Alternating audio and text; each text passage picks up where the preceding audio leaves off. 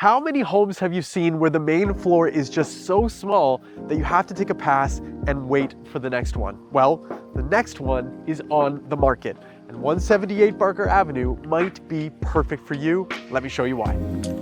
An insulated front porch makes the perfect mudroom, storage area, or even office space. There's a well-sized living room for your binge sessions, but what comes next is the part you've been missing, an actual dining area with room for a 6-seat table and space for a buffet on one side and a bar cart or whatever you like on the other.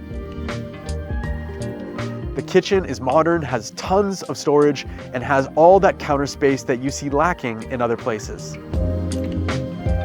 Did I mention that this place has parking off a right-of-way at the back, or that the backyard is this private, tranquil place where you can relax or entertain it?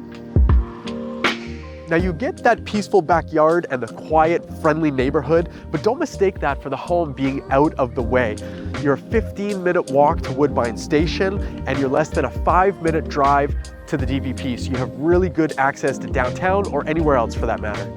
If you're craving some time outside, then you're walking distance to the outdoor Kiwanis Pool, Stanwadlow Park, Taylor Creek Park, and you're a straight shot south to the beaches. And let's not forget the incredible local businesses you'd be surrounded by. The Wren for dinner and beers, Pomarosa for coffee and South American fare, Bodega Henriette for brunch, Carter's for your ice cream treats. There's too many to list them all, but you definitely don't want to miss one of Toronto's ultimate hidden gems, Old Cool General Store.